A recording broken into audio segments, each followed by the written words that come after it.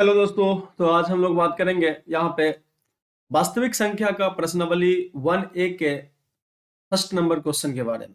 First में यहाँ पे 6 नंबर दिया हुआ है, तो हम लोग चलिए बारी बारी से इसके बारे में बात करते हैं, समझते हैं कि आखिर क्या माजरा है। तो देखते हैं कि क्या है। इसे यदि B बराबर AC दिया हुआ है तो B A का डैश है।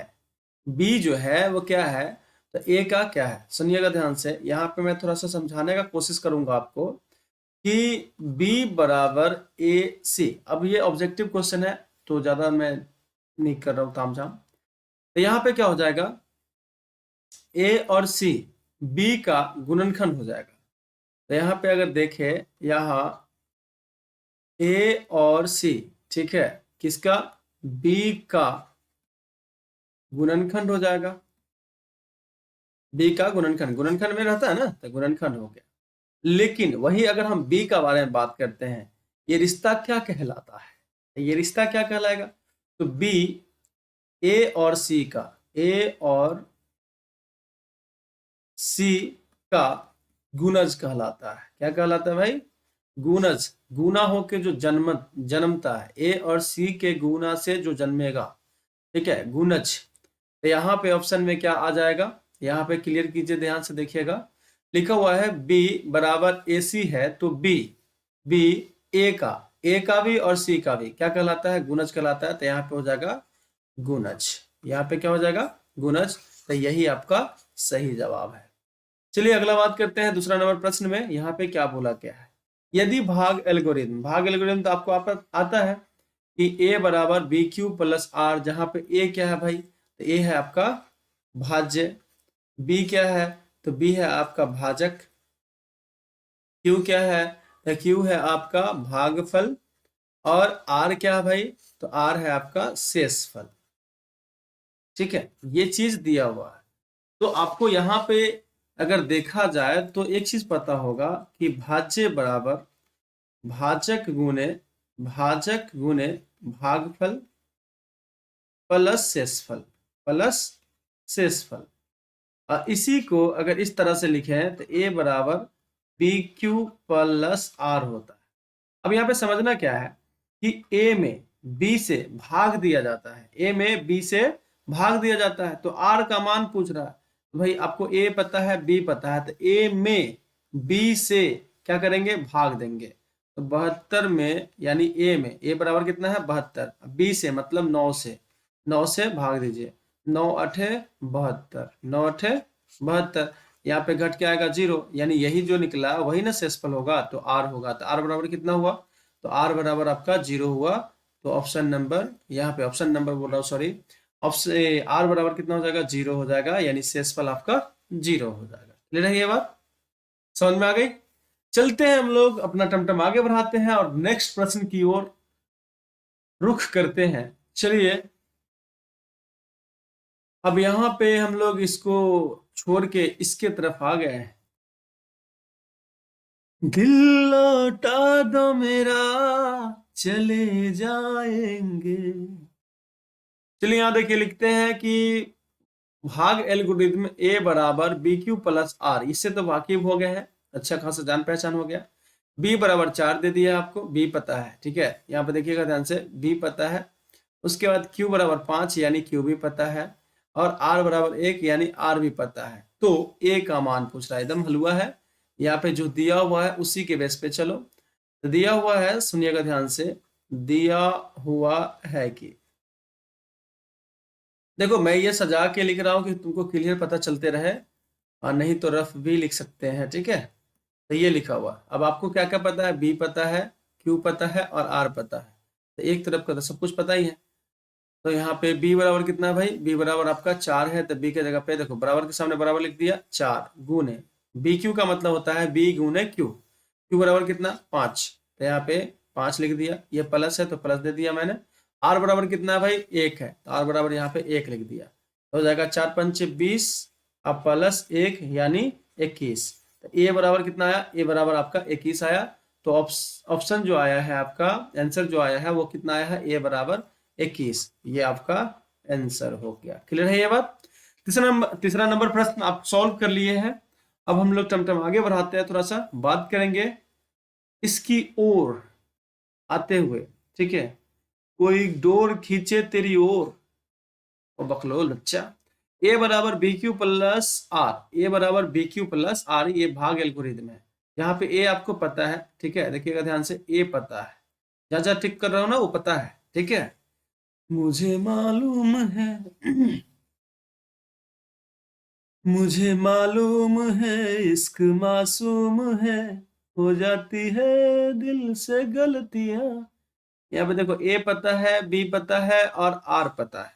तो भाई ये पूरे समीकरण में अगर देखा जाए तो एक नहीं पता, तो वो तो आराम से निकल जाएगा। ठीक है, तो देखो ध्यान से, यहाँ पे अगर हम लोग हल करते हैं तो दिया हुआ है कि, दिया रहे चाहे नहीं रहे, लिख देना है दिया हुआ है कि। ठीक है, ए बराबर बी क्यू प्लस आर।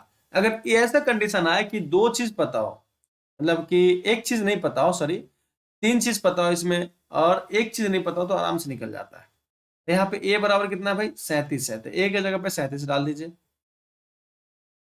तो यहाँ पे हो जाएगा 37 बराबर, बी पता है ना, हाँ बी बराबर 4 है, तो बी के जगह पे 4 डाल दिए। बी क्यू का मतलब होता है बी गुने क्यू, तो 4। अब क्यू तुमको नहीं पता है तो क्यू के जगह पे क्यू ही लिख दो, प्लस आर, आर बराबर कितना है भाई, 1 है, तो आर के जगह पे 1 लिख दिए। अब आपको सॉल्व करने तो आता होगा, ठीक है, ये तो मालूम ही होगा। चलिए देखिए, अब यहाँ पे क्या कर रहे हैं, इसको पलट के लिख रहे हैं उस तरफ और इसको लिख रहे हैं इस तरफ। ठीक है, पलट के लिख दो। तो यहाँ पे मैं लिखूंगा, ध्यान से देखना, 4q प्लस 1 बराबर 33। अब यहाँ पे q का मान निकालना है, तो q का मान निकालना है तो बारी बारी से उधर भेजो सबको, एक को पहले उधर भेजो। तो 4q बराबर 37, और ये अभी एक जो है वो प्लस में है, तो इधर आएगा तो माइनस में। तो 4q बराबर कितना हो जाएगा, 37 में से एक गया तो 36। अब ये देखो q के साथ 4 जो है वो क्या है, गुना में है, तो उधर जाएगा तो बटा में जाएगा, यानी 36/4, 4 नमा 36, यानी यहाँ पे q बराबर कितना आएगा, 9 आंसर आएगा। तो यहाँ पे देखो, मैं ये थोड़ा सा स्लो इसलिए चल रहा हूँ कि बहुत बच्चा को ना प्रॉब्लम होता है कैलकुलेशन में ही। ठीक है, तो अगर आपको नहीं प्रॉब्लम है, जिनको जिनको प्रॉब्लम नहीं है वो थोड़ा स्पीड में देख सकते हैं, कोई दिक्कत नहीं है। चलिए ठीक है, और बहुत बच्चे ऐसे भी करते हैं कि खाली भरने वाला आंसर देख के भर देते हैं, ऐसा मत कीजिएगा। ठीक है, जो भी चलिएगा ईमानदारी से चलिएगा, ईमानदारी से पढ़िएगा तो बहुत फायदा करेगा। ठीक है, आगे चले, नेक्स्ट नेक्स्ट क्वेश्चन में चलते हैं। चलता हूं अब मैं आगे। चलिए देखिए ध्यान से, 92 बराबर 12 गुने 7 प्लस 8 लिखा हुआ है। तो मसा 92 और 12 का मसा देखो, यहाँ पे इसका मसा कितना होगा, बराबर 12। तो यहाँ पे 12, ऐसा क्या होता है, आप लोग ना भाग एल्गोरिथम के विधि से मसा निकालने का एक फॉर्मूला देखे होंगे। ठीक है, सुनिएगा ध्यान से, दिया हुआ है कि, इसका माजरा थोड़ा सा समझना है। ठीक है, इसका माजरा समझना है। यहाँ पे लिखा हुआ 92 बराबर 12 गुने 7, ठीक है, प्लस 8। यहाँ पे ना ये गुना में लिखा हुआ, तो ये मत सोचना कि किधर भी पहले लिख दे। ठीक है, थोड़ा सा ध्यान से लिखना, 12 को पहले लिखना और 7 को बाद में लिखना। इसका मतलब ये निकलता है, समझिएगा ध्यान से, कि 92 में 12 से भाग दे रहे हैं। ठीक है, कितना मरतबे, 7 मरतबे। ठीक है, समझ में आ रहा है कि नहीं आ रहा? तो 92 में 12 से भाग दे रहे हैं 7 मरतबे, तो कितना हो जाता है, 12 सत्ते 84, 84 हो गया। इसका घट के कितना आएगा भाई, 12 में से 4 गया तो 8, ये बच गया, 8 में से 8 गया तो 0, खत्म कहानी। ये एक भाग हो गया। ठीक है, तो इसी को ये लिखा हुआ है, 92 है तो 92 लिखा गया, 12 गुने 7, तो ये देखो 12 गुने 7 और ये प्लस 8 लिखा गया। अब आप मसा निकाले होंगे बचपन में, तो ये 12 को उछाल के यहाँ पिला जाते हैं ना, बहुत उछल उछल के आते रहता है यहाँ पे, हाँ, छमक छल्लो ज्यादा धीरे चलो। चलो 8 से लगाओ, तो 8 है कम 8।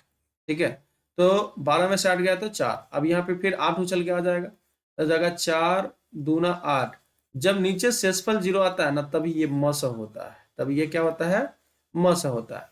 तो यहाँ पे मस 4 तो आ जाएगा, ठीक है, यहाँ पे 4 तो लिख लोगे, लेकिन यहाँ पे कितना लिखोगे वो चीज पे थोड़ा सा देखो, बताता हूँ, क्लियर कर देता हूँ। यहाँ पे 12 जो है, यहाँ पे 12 अब क्या बन गया, भाज्य बन गया। जो बीच में रहता था वो यहाँ पे रहता था, ठीक है, अब 12 बीच में है, ठीक है, तो ये अभी सासू माँ है, ये बहू है, और ये समझ लो एक लड़की है। तब ये बहू जो है अब बड़ी होगी तो फिर सास बनेगी, ठीक है, तो कभी ना ये बहू जो है बड़ी हुई अब सास बन जाएगी। कहते हैं ना कि सास भी कभी बहू थी, वही वाला बात है। तो ये बन गई। अब यहाँ पे जो था, सुनिएगा ध्यान से, यहाँ पे जो था वो इसकी बहू बनेगी। 8 देखिए यहाँ पे भाजक है, तो यहाँ पे भाजक हो जाएगा 8, और कितना से गुना हुआ है, 1 से, तो 8 गुने 1 प्लस शेषफल कितना 4, तो यहाँ पे मैंने 4 लिख दिया। अब ये देखो, ये फिर से ये फिर बनेगी सास, यहाँ पे हो जाएगा 8 बराबर, देखिए यहाँ पे मैंने पहले ही कर लिया, 8 बीच में है तो लिख दिया यहाँ पे 4 गुने 2, तो 4 गुने 2, अब प्लस प्लस कितना 0, शेषफल 0 होता है तो 0, तो ये मैंने भाग एल्गोरिथम लिख दिया। अब बताओ यहाँ पे एक चीज का ना थोड़ा सा गौर करना, बहुत बढ़िया है। 92 और 12 का मसा, 12 और 8 का मसा, और 8 और 4 का मसा, ठीक है, कितना आएगा, तो जब शेषफल यहाँ पे 0 आ जाए ना, तो समझ लीजिएगा भाजक जो होगा वही मसा होगा। तो यहाँ पे 92 12 का मसा, 92 और 12 का मसा, 12 और 8 का मसा था, 12 के बाद क्यों लिखाएगा 8 लिखाएगा, कितना होगा मसा, 8 और 4 का भी, 8 और 4 का भी मसा कितना होगा भाई, तो मसा होगा आपका 4, मसा कितना होगा 4 होगा, तो यहाँ पे 4 लिखाएगा। आंसर आपका ये हो गया। समझ में आ गया। आगे चले छठा नंबर क्वेश्चन की तरफ। चलता हूं मैं तेरी ओर सनम, यहां लिखा हुआ है कि यदि 42 बराबर 35 गुना 1 प्लस 7 है, ठीक है, यहाँ पे ये दिया हुआ है भाग एल्गोरिथम के हिसाब से, 35 बराबर 7 गुने 5 प्लस 0 है। अब बोला यहाँ पे 0 आ गया ना, ये 0 अगर आ गया तो ये शेषफल है, जैसे शेषफल 0 आ जाता है तो जो भाजक होता है वही मस होता है, तो जो भाजक होता है वही मस होता है, तो शेषफल 0 आने पर भाजक को मस बोलेंगे, ठीक है, क्लियर है ये बात। अब यहाँ पे जो लिखा हुआ है उसके बेस पे थोड़ा सा मैं बात कर लेता हूँ, ठीक है, दिया हुआ है कि, दिया हुआ है कि यहाँ पे 42 बराबर 35 गुने 1 प्लस 7 लिखा हुआ है। अब ये 35 यहाँ पे आ जाएगा, ठीक है, सास भी कभी बहू थी तो ये बहू फिर सास बनेगी, तो 35, अब 35 बराबर कितना है 7 गुने 5 है, तो यहाँ पे 7 गुने 5 प्लस शेषफल 0 आ गया, तो बताइए ये तो मसा हो जाएगा, ये क्या हो जाएगा मसा। अभी मैंने एक चीज बताया, ठीक है, भूल तो नहीं गए हो, याद है सब कुछ भूला नहीं कुछ। 42 और 35 का लसा, ठीक है, 42 और 35 का लसा, और 35 और 7 का लसा, 35 और 7 का जो लसा होगा वो कितना होगा, तो 7 होगा। तो यहाँ पे कितना मसा ऑफ 42 35 कितना पूछ रहा है भाई, तो ये आपका मसा जो हो जाएगा वो 7 होगा, तो यहाँ पे मैंने 7 लिख दिया, ये आपका आंसर है। समझ में आ गई।